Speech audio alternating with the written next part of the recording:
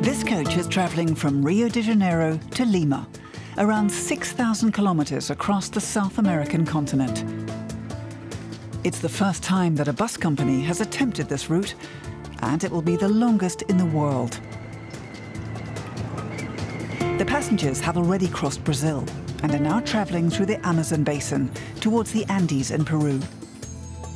Bus company representative Oscar Vasquez has come along on the maiden voyage. Despite being 1.5 days behind schedule, he's still satisfied with the way things are going.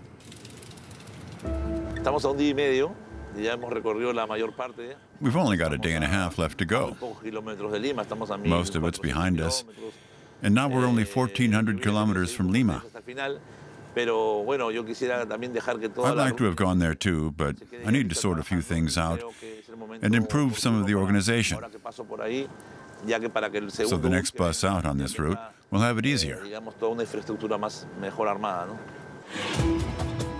The Transoceânica is a highway route that runs 6,300 kilometers across South America. It begins on the Atlantic coast and passes through the Amazon rainforests and the Andes Mountains, ending finally at the Pacific. The overland journey has raised high hopes. The Transoceânica will make South America seem smaller. The natural scenery is magnificent, but it's also under threat. Nothing will be growing here even a century from now. People here are frightened, but it is the others who should be afraid.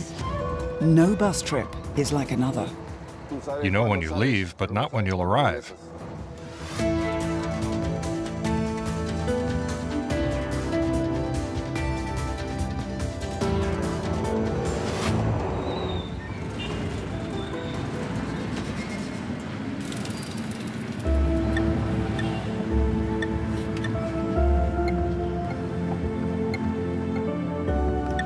Most of the journey is now behind them, some 4,800 kilometers since setting off from Rio.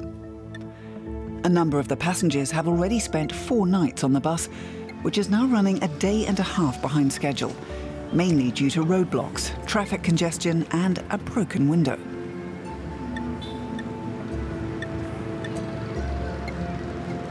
Here in the small town of Cuzco, the window will finally be replaced.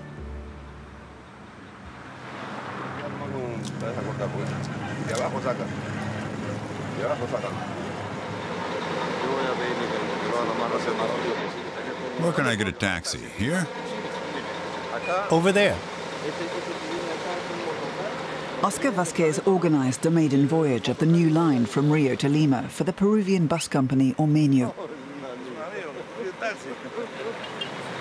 After 4 days on the road, he'll get off here and stay in the area for a couple of days to set up a new office.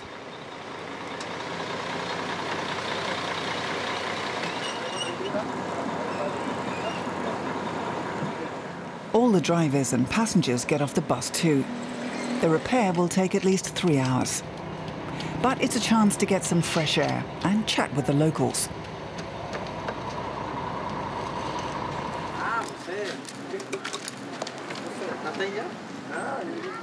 I've got a terrible cold because of the air conditioning. Some of the others do too. But what can you do? At least the trip will be over soon. But it'll be really cold in the mountains. It's snowing and freezing up there. So it's probably a good thing that they're replacing the window now, before we drive any further.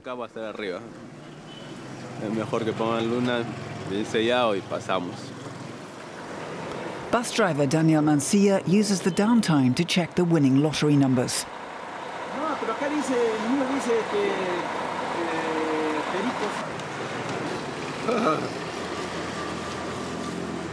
Maybe I'll get lucky next time.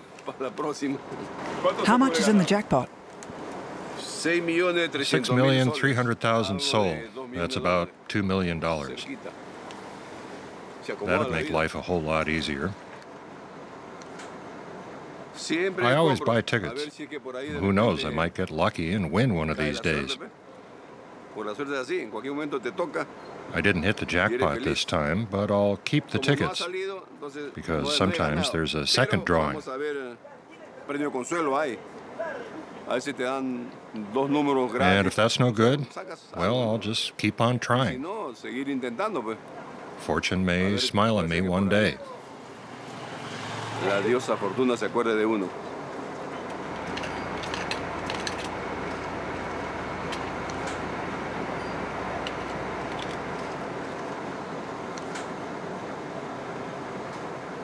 The repairs will be ready in an hour, and we can get back on the road.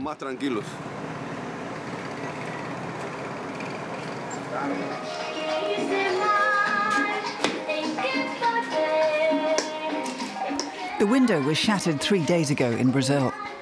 That was about 2,500 kilometers ago. But it wasn't possible to replace before now.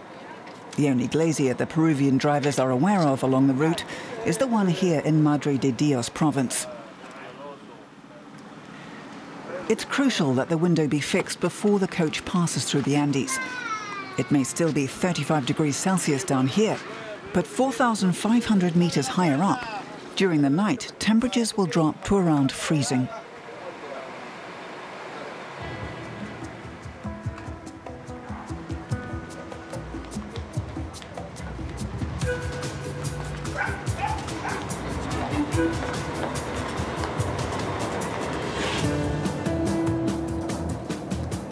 Almanco Laura has taken the wheel for the next leg. 4 drivers were scheduled for this maiden voyage. On future journeys, only 2 or 3 will take turns driving in 4-hour shifts.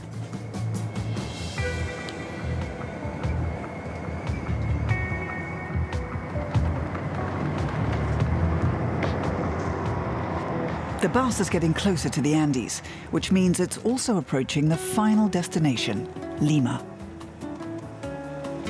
Many of the passengers are Peruvians who have lost their jobs in Brazil and are now returning home.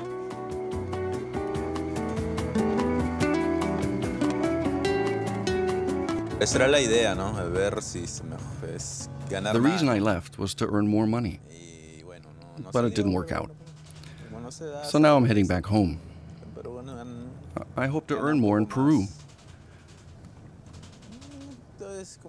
At least I had a new experience, and in the end, you learn from your mistakes. I'll do things differently next time, but for now, I'm back in Peru to provide for my family and my little baby.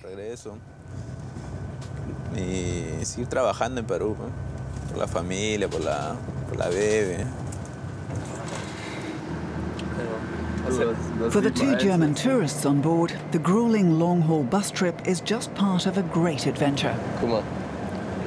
Look, we're about halfway, I'd say. Here's Sao Paulo. I'd say more. Whatever. From here we go directly to Cuzco. Cuzco's right here, and there's Lima. I don't know if Lima is that interesting, but let's see. After that, we should definitely go to the coast. It's the hottest time of the year in Peru, and the best time for surfing.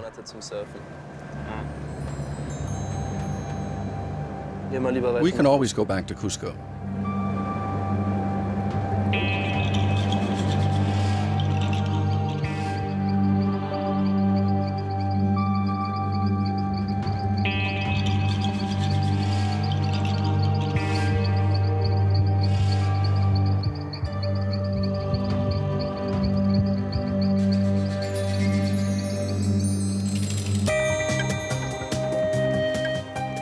The bus has reached the Andes. At about 7,000 kilometers long, they form the longest continental mountain range in the world. The endless green of the Amazon basin slowly gives way to gently rising foothills, then increasingly to rough and rugged rock face.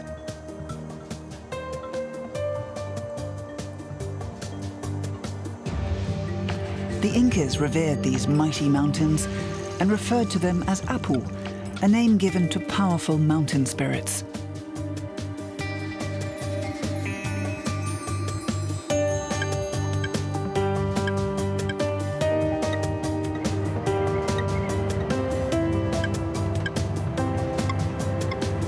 The bus labors around the narrow bends that will take it from the Amazon basin, which is almost at sea level, to an altitude of 4,000 meters.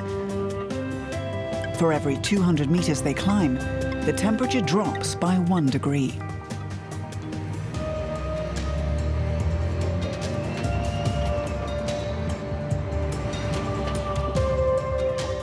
The next stop is Cuzco, the historical capital of the Inca Empire, at an elevation of 3,400 meters. On average, the temperature is 15 degrees colder than down below in the warm and sultry rainforest.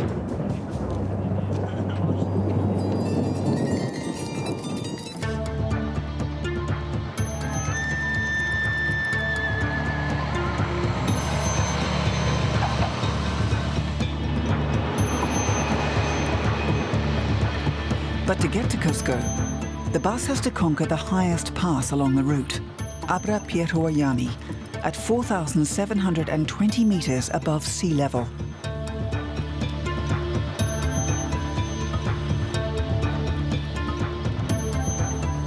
This section of the road is the newest on the Rio de Janeiro-Lima route. After 6 years of construction, it was completed in 2010. Before that, travelers had to drive along the slopes of the mountains. Back then, the drive to Cuzco took 4 days. And even now, it still takes 8 hours to cover just 300 kilometers. Daniel Mancia has been driving buses across Peru for 34 years. He knows almost every road in the country.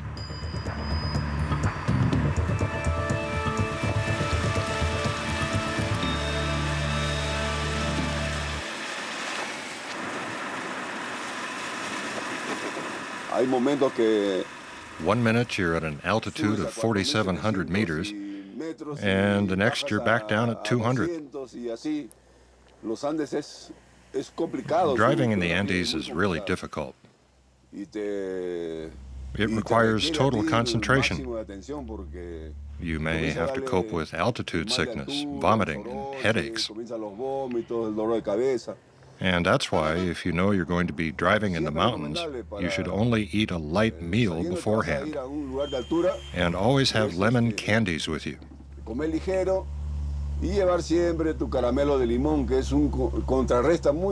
They'll help with the altitude sickness. A lemon sweet in your mouth will also keep you awake. And if you have a fairly empty stomach, you can get through the mountains without any problems.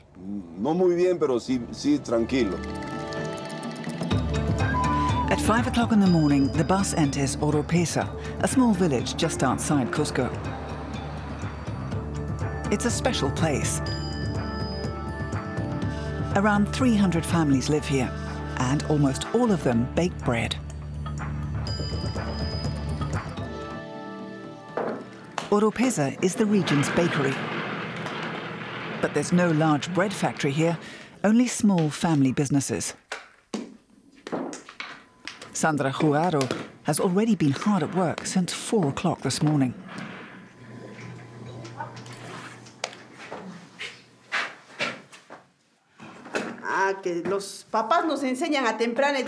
My parents taught me how to make bread when I was little. Almost all the kids in the village learn that when they're 7 or 8 years old.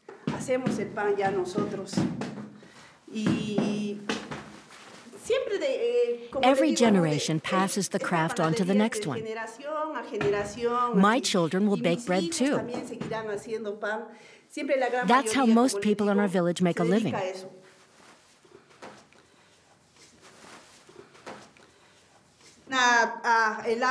The water here is really special. People in Cuzco and Lima have tried to make our bread, but they never get the taste right. That's because of the water. The water here is really unique.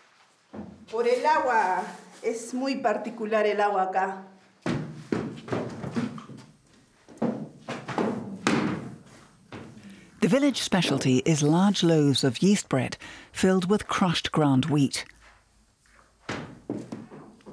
Life in Oropesa revolves around the large ovens, of which there are 100 in the village. Before closing the doors of the 320-degree hot oven, the loaves are brushed with wet eucalyptus leaves. That gives them more flavor.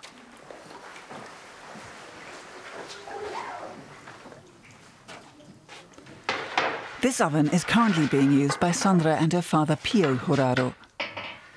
They've rented a time slot.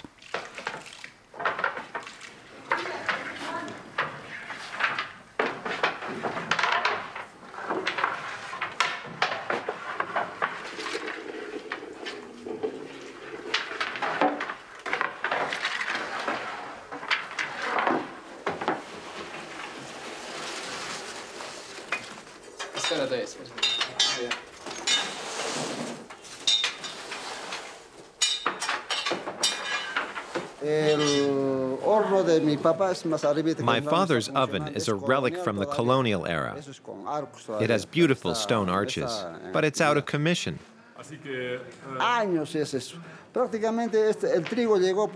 Bread's been baked here for hundreds of years. The Spanish brought wheat at the beginning of the 17th century. When they settled, they started planting fields of it, so it was the Spanish who brought the bread here.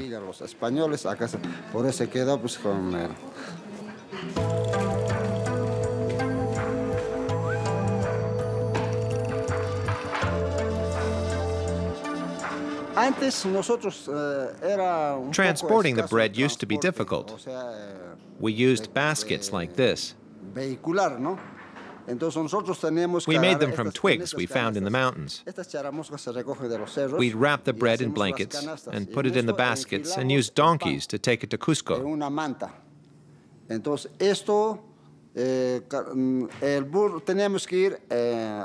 We'd leave at 3 in the morning and get there 3 hours later. We also sold bread along the way. We would arrive in Cuzco at 6 and sell whatever was left at the market.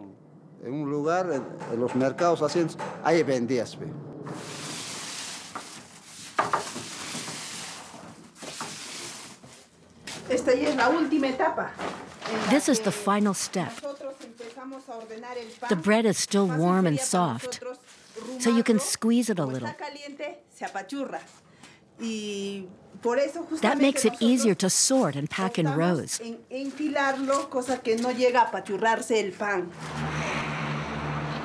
Sandra and Pio Jurado are baking 200 kilos of bread this morning. Most of it will be picked up by a wholesaler from Cuzco, which is 25 kilometers away. The rest will be sold directly by the roadside. All Oropesa's bakers do that.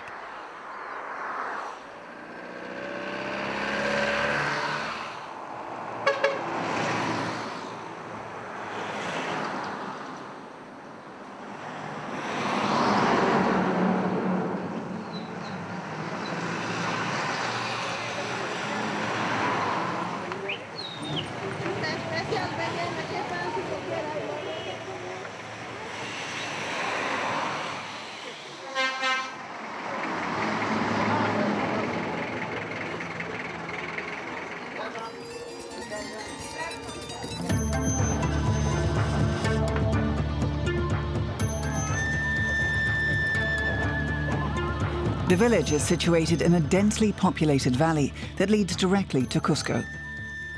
Last night, the bus only covered 300 kilometers along the highway. But now, at 7 in the morning, it finally reaches the ancient Inca capital.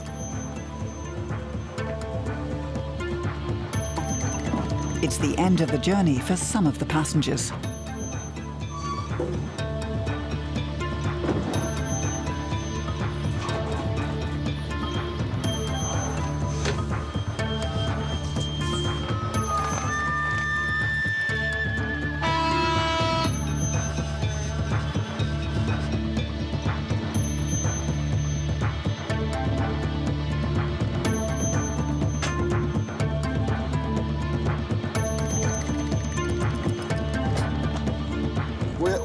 A few of the passengers are getting off here. This is the final list. Tell that to the guys at the entrance.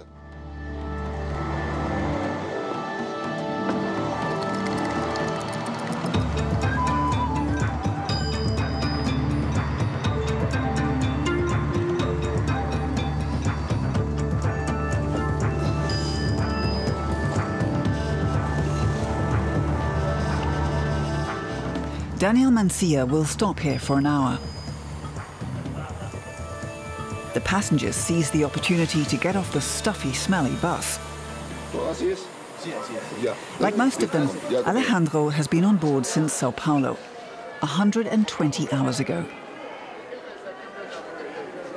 He's on his way to be with his family in Arequipa. That means another 12 hours on another bus.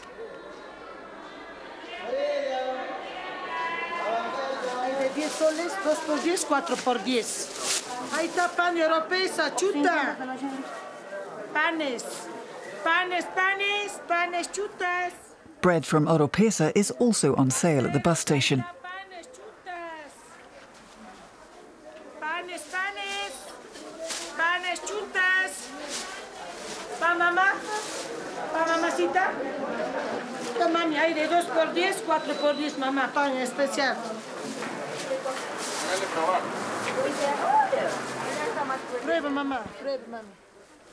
The travellers use the break to add a few more layers of blankets or clothing. For the passengers from Brazil, the chilly air in the Andes is a cold shock to go with the general culture shock of arriving in Peru. It's 10 degrees Celsius here this morning. Few areas of Brazil ever get that cold.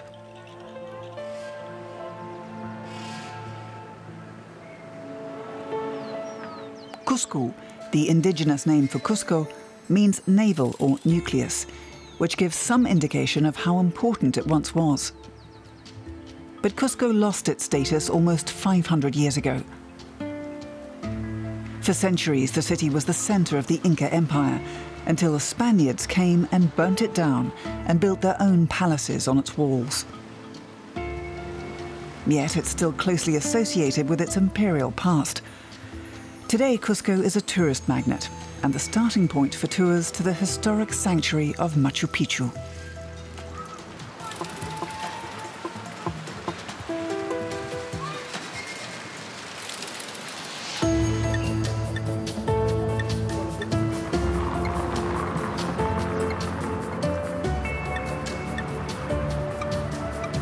There are traces of the Incas everywhere, in the sounds and in the stone.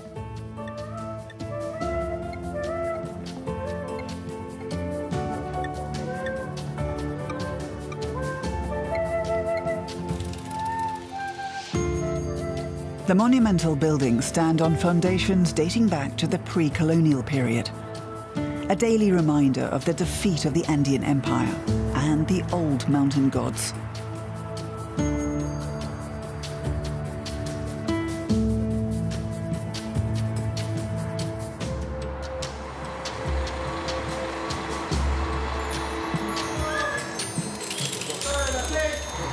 Fernando and Patrick, the two tourists from Germany, are also leaving the bus here. That was definitely worth the experience. And after 5 days, I'm happy to finally be here. It wasn't all fun and games, was it? We finally made it. There's a lot to see here. We pity the poor folk who still have to ride to Lima. It's great to get off the bus and finally do something.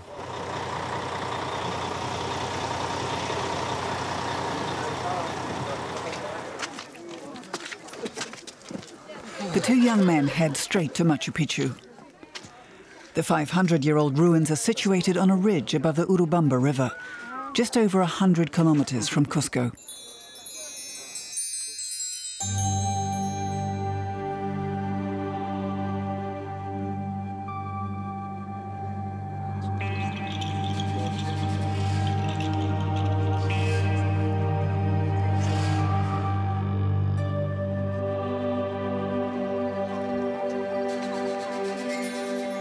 The Incas built the royal estate around 1450, about a century before it was abandoned after the empire was conquered by the Spaniards.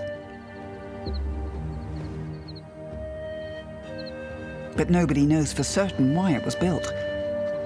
Shrouded in fog and hidden by the jungle, it was forgotten for centuries until its rediscovery in 1911.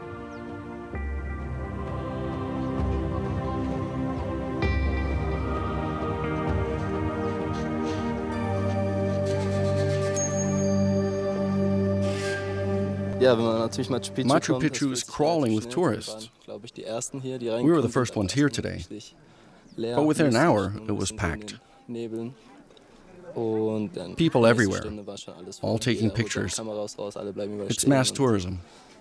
The people are from all over the world and they're all taking photos. It's pretty extreme. It's not what we're used to, but that's what we're here for.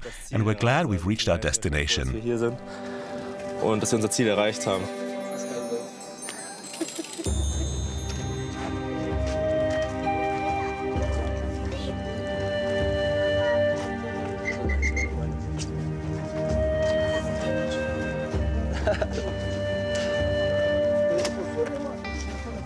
The German backpackers disappear into the crowds. Maintaining some semblance of organization amidst the sea of sightseers is the task of a team of archaeologists and security guards.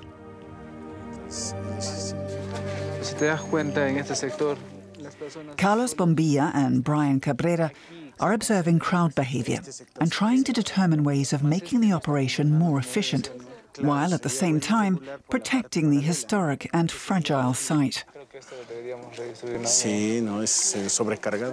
This area is completely overcrowded. It would make sense to put a guard here.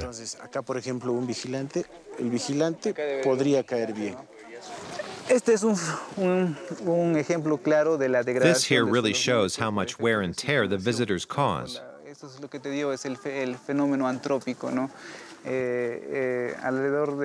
We used to recondition the paths once a year, but now we have to do it 3 times a year, just to keep them maintained.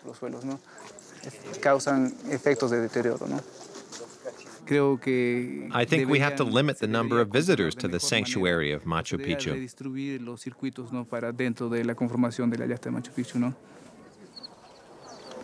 3,000 visitors a day. That's over 1 million a year. Machu Picchu is crumbling beneath the visitors' feet.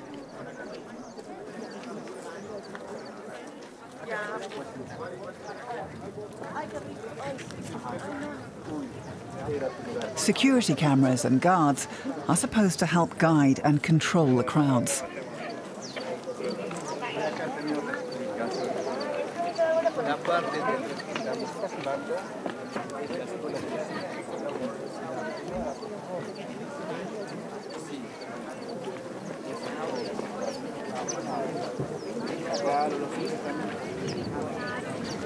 The problem lies in the sheer number.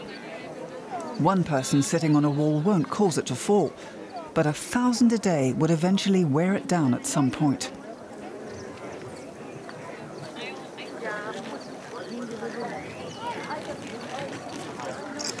Agustín.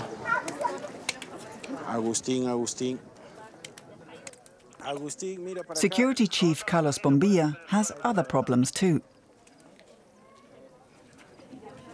A while ago, we had a wave of tourists who took their clothes off. So we put up signs asking visitors to show respect for this sacred place.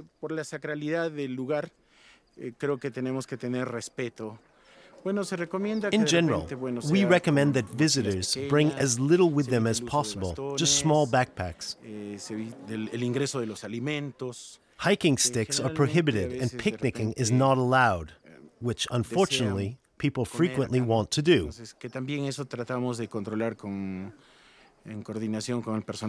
We also try to keep them from jumping around on the walls. But the most disturbing behavior is, as I said, stripping naked. We try to prevent that.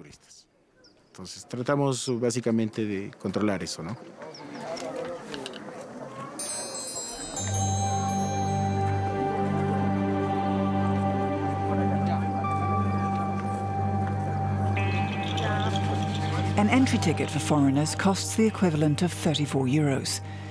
The awe-inspiring ancient city brings in around 26 million euros a year. Although Machu Picchu's true significance is still a matter of lively conjecture, Nobody can dispute the mystical aura emanating from the site, which casts a spell on all who are fortunate to see it.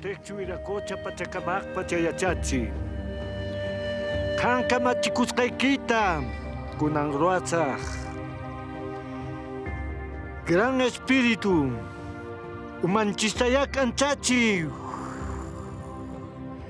liping suyukunapach, apua konkawa, richtarimui.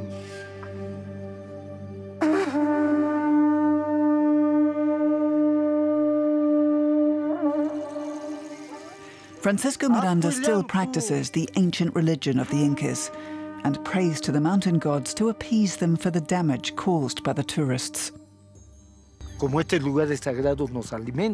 These sacred places nurture us, so we also have to give something back and nurture them to restore the balance. We mustn't plunder or destroy them.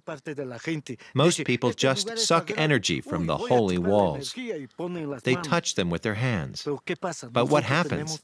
The moment we touch them, we defile them. Machu Picchu is a place loaded with energy, and we must preserve it. Everyone should treat these holy places with respect.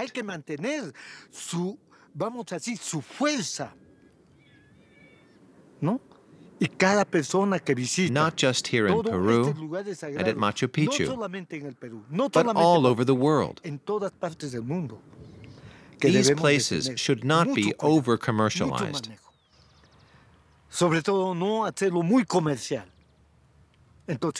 We shamans believe that only spiritual rites can preserve them. Pasapuchunku cheyon koikuna, kunang tahiachi alinta, madre kokam, pachamama, chaskikunki, chaskikuichi, kunkichisham,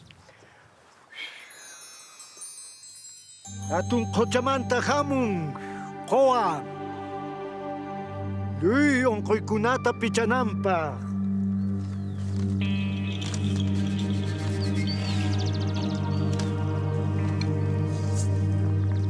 The shaman makes a sacrifice to the mountain gods to restore the balance of the energy flowing through the mountains. The Incas once built sanctuaries at the points where the energy lines crossed. Francisco Miranda believes that's the reason Machu Picchu was built. And this energy must be preserved through sacrifice.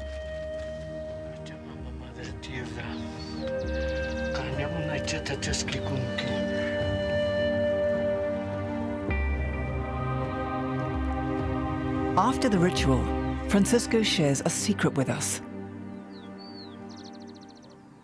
There's quartz at the heart of Machu Picchu, but that's a secret that we keep for ourselves.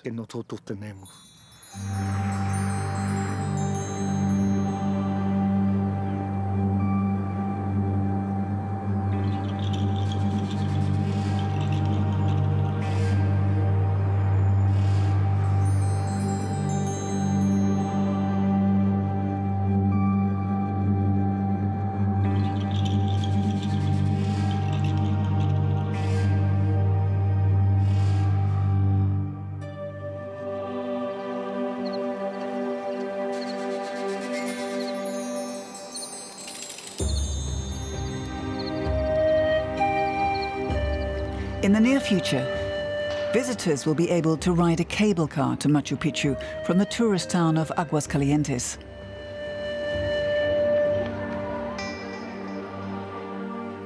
The control room for the surveillance cameras is down here in the valley. Soon, 45 new ones will be installed to allow for even more visitors and better control of them. Copiado, Antonio. Gracias.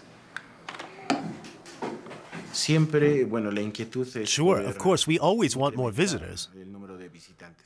But that's the reason we want to guide them along a variety of paths, to spread them out over a larger area. We want to encourage them to go over to the eastern slope, over the two mountains, Huayna Picchu and Machu Picchu, and over the Inca Bridge. That should appeal to younger tourists, who tend to be fitter and have more time.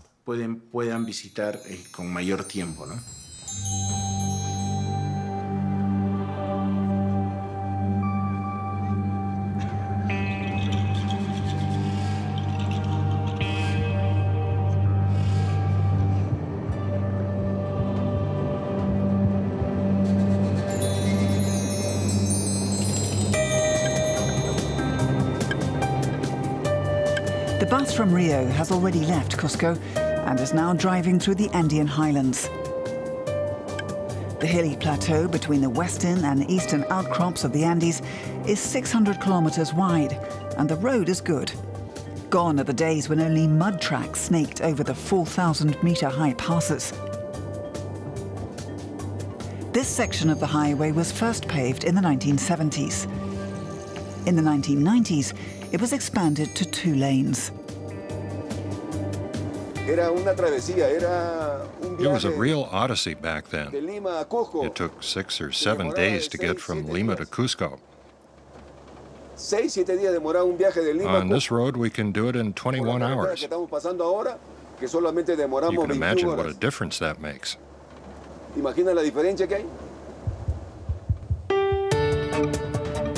The bus has managed to cover another 200 kilometers in the last 5 hours, although the driver's slow to a crawl in the many bends. The coach has just passed through the small town of Abancay and will now descend through a small pass into a narrow valley.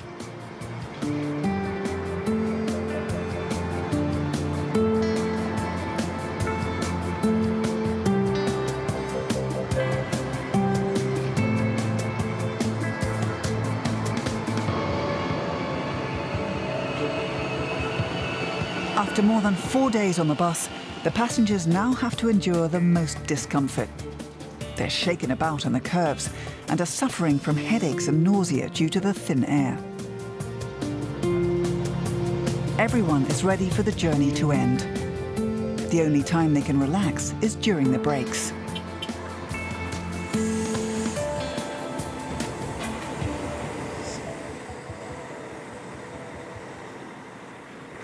This public washing area provides the first opportunity to get clean in 2 days, and the last one before arrival, so everyone takes a turn. No one wants to meet their families smelling badly. And although there are another 16 hours to go, the journey has ended in the minds of many. 16 hours seems like nothing when considering 144 hours total travel time. The small restaurant doesn't have an extensive menu, just the ubiquitous chicken with rice and a few other dishes.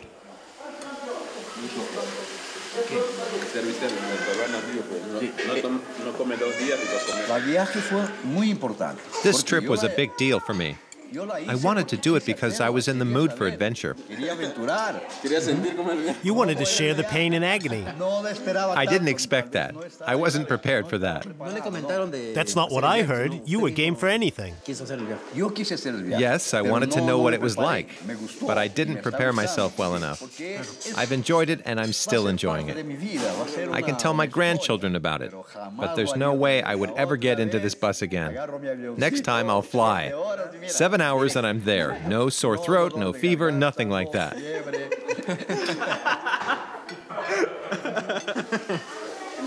Let's hope nothing else happens. We've already had to endure a lot.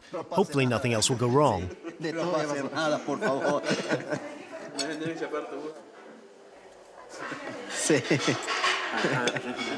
The relaxed mood conceals the tension some of the passengers are feeling.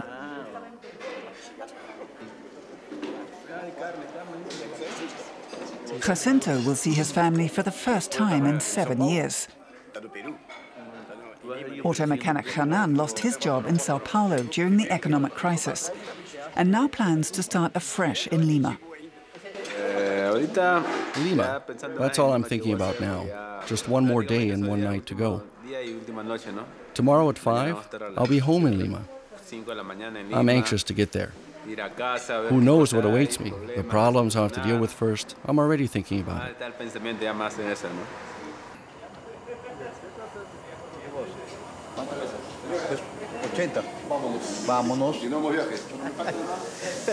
Don't eat too much.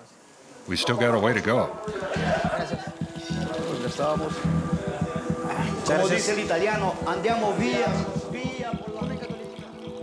The journey continues in the shadow of the ancient mountain gods.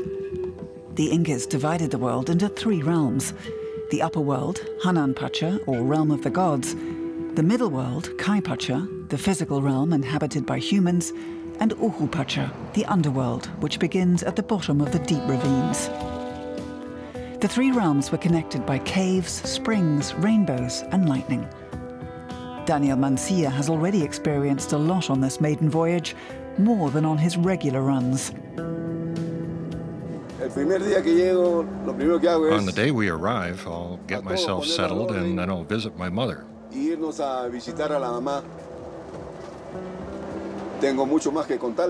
have a lot to talk about after all. I've been to Rio de Janeiro, I've seen the Copacabana, Sugarloaf Mountain, Corcovado with the statue of Christ. You see so many wonderful things in the course of life.